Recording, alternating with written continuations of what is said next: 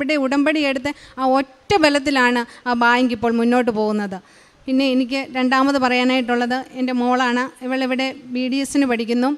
അവൾക്ക് അഡ്മിഷൻ കിട്ടിയതും ഇവിടെ വന്ന് ഞാൻ ഉടമ്പടി എടുത്തതിന് ശേഷമാണ് അതെല്ലാം സംഭവിച്ചത്. അത് മോള് തന്നെ പറയും. അമ്മ മാതാവിനും തിരുക്കുമാരനും ഒരുപാട് നന്ദി. എൻ്റെ പേര് ശ്രുതി. ഞാൻ ആലപ്പുഴ ഡെൻ്റൽ കോളേജിൽ സെക്കൻഡ് ഇയർ BDS വിദ്യാർത്ഥിനിയാണ്.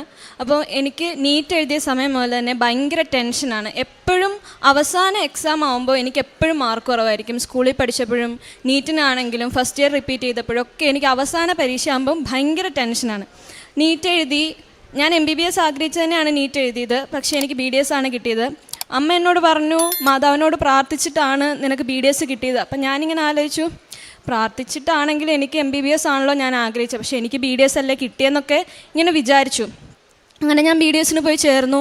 ഞാൻ പ്രാർത്ഥിക്കും, അമ്മയുടെ കൂടെ പ്രത്യക്ഷീകരണ പ്രാർത്ഥന ചൊല്ലും, സായന പ്രാർത്ഥന ചൊല്ലും, എല്ലാം ചൊല്ലും. ഞാൻ പ്രാർത്ഥനയിൽ മുമ്പോട്ട് പോയിക്കൊണ്ടിരുന്നു. ഒരു ദിവസം ഞങ്ങൾക്ക് ഫസ്റ്റ് സെഷനിൽ എക്സാം വന്ന സമയത്ത് ഞാൻ പഠിച്ചുകൊണ്ടിരുന്ന സമയത്ത് പെട്ടെന്ന് എനിക്ക് അമ്മയുടെ കൂടെ തിരി കത്തിച്ച് കിടന്ന ആ ഒരു മണം പെട്ടെന്ന് വരിക. എൻ്റെ ദേഹത്ത് ഭയങ്കര ഒരു മരപ്പ് കയറുന്ന പോലെ തോന്നി. ഒരു മിനിറ്റോളം ഞാൻ ഭയങ്കരമായിട്ട് പേടിച്ചു പോയി. ഞാൻ എന്നിട്ട് അമ്മേനെ വിളിച്ചിട്ട് പറഞ്ഞു, അമ്മ എനിക്ക് ഇങ്ങനെ വന്നു എന്ന് പറഞ്ഞു. അമ്മ